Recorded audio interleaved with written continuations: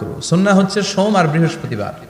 বিষ্ণুনবী সোমবার রোজা রাখতেন। সুইলা আন ইয়াউমিল ইসনাইন, নবীকে জিজ্ঞেস করা হলো, নবী সোমবারে রোজা রাখেন কেন? বিষ্ণুনবী বললেন, ফিহি উলিদতু, এদিনে আমি জন্মগ্রহণ করেছিলাম, তাই শুকরিয়া স্বরূপ রোজা রাখি।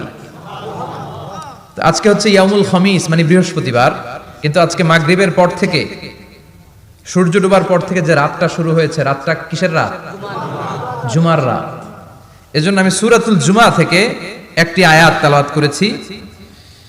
এই আয়াতের আলোকে জুমার দিনের ফজিলত, জুমার দিনের status, importance and significance in our life, in our social life, এ নিয়ে আমরা কিছু কথা বলবো। এবং জুমা কেন্দ্রিক আমাদের মধ্যে কিছু মিস আন্ডারস্ট্যান্ডিং, মিস ইন্টারপ্রিটেশন আছে, মিসকনসেপশন আছে, এগুলো নিয়ে আমরা কিছু কথা আজকে শুনবো আমলের নিয়তে। কিসের নিয়তে? সবাই কি একমত? ইনশাআল্লাহ। তাহলে এই প্রতি মুহূর্তকে কিয়ামতের ময়দানে আল্লাহ তাআলা মিজানের পাল্লায় রাখা হলে এটা উহুদ পাহাড়ের সমান ভারী করে দিবে। আর যদি আমলের নিয়ত না থাকে, 1 ঘন্টা 1.5 ঘন্টা চলে যাবে, আমল নামায় এটার কোনো ওজনই হবে না।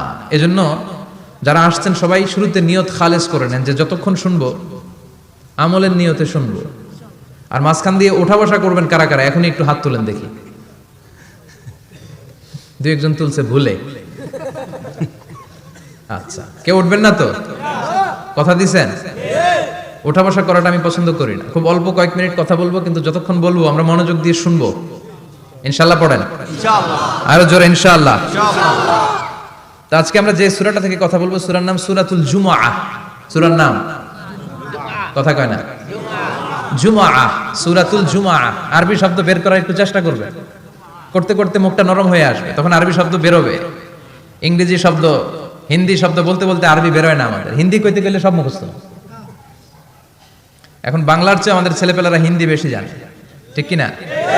যে বাংলা ভাষার জন্য আমাদের সালাম সালাম হাজার সালাম, ওই বাংলা ভাষারে ভুলে আমরা এখন হিন্দি ঢুকাইছি। তুজে দেখা তুহে জানা সানাম, সব মুখস্থ বলা বানবো। দুম্মা চলে দুম, আছে না নাই? আল্লাহ হেফাজত কর। তো আজকে যে সূরা থেকে কথা শুনবো, সূরার নাম সূরাতুল জুমআহ। সূরার নাম সূরাতুল জুমআহ। বলেন সূরার নাম কি? সবাই বলেন সূরাতুল, আবার বলেন সূরাতুল। এই তো হয়ে গেছে। I consider this program as a class. Class মনে করি। I consider this tafsir as a class. তো উত্তর করতে হবে। টিচার প্রশ্ন করলে কি করতে হয়? উত্তর করলে আমরা কিছু শিখে যেতে পারবো। ইমানের একটা চেতনা লাগবে। ঘুমায় পড়লে হবে না। ঘুমায় থাকে যারা, ওই শ্রোতাদেরকে আমি বক্তব্য শোনাই না। আমি বক্তব্য শোনাই যারা জেগে থাকে, যাদের ইমান জ্বলে ওঠে, ঠিক কি না? যে ইমান প্রয়োজনে জ্বলে ওঠে না,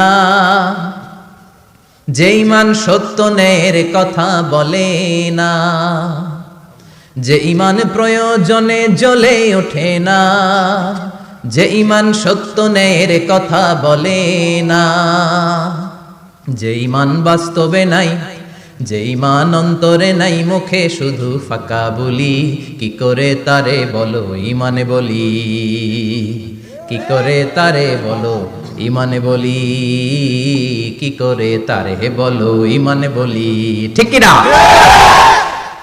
যে ইমান দিন কায়েমের আন্দোলনের ধার ধারে না, যে ইমান পোশাকধারী কোরআন হাদিস তাও পড়ে না, যে ইমান খাজার নামে মাজার গড়ে ফুলুস কামায়, আছে আছে রাজা মেয়ারে নাই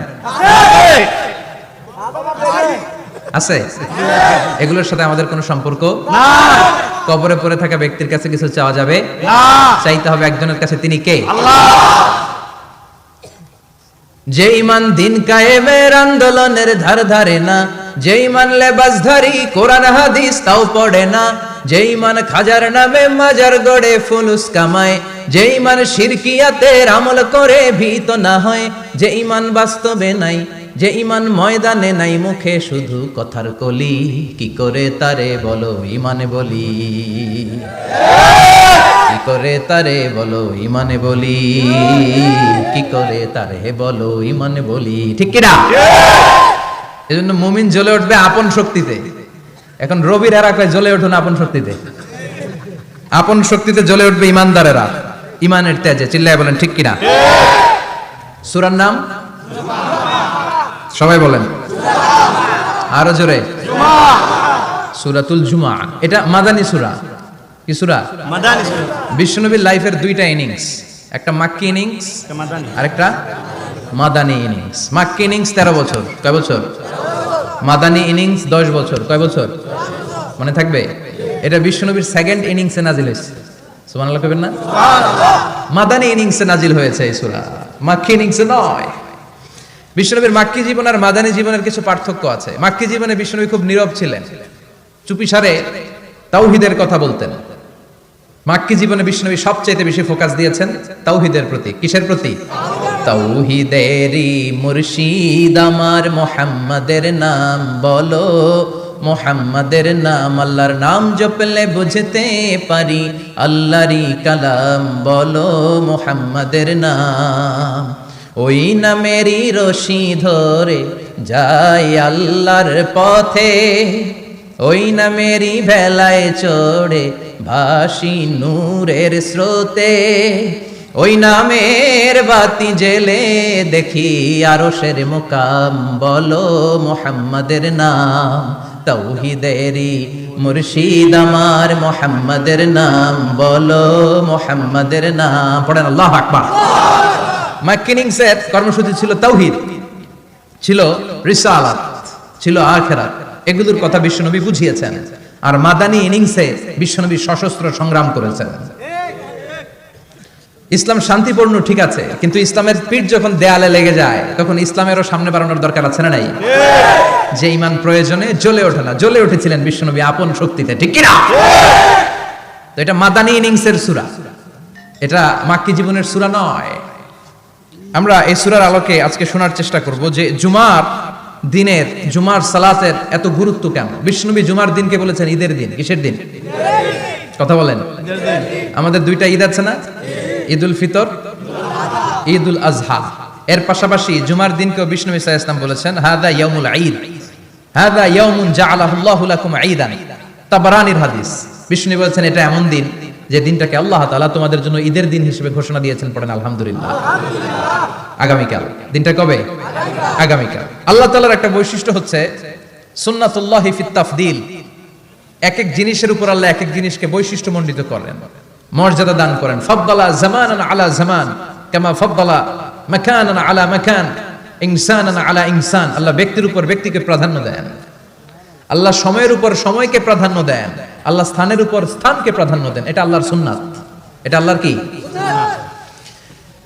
সুন্নাতুল্লাহি ফিত তাফদিল।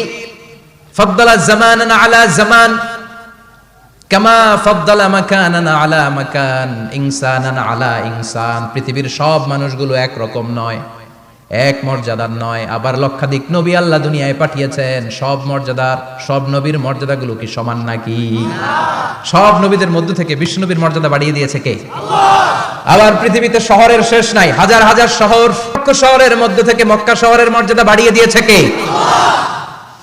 আবার এই পৃথিবীতে অনেকগুলো সময় আছে, অনেকগুলো রাত্রি আছে, অনেকগুলো ক্ষণ আছে, অনেকগুলো মুহূর্ত আছে। একটা মুহূর্তের উপর আরেকটা মুহূর্তকে প্রাধান্য দিয়েছে কে? আল্লাহ।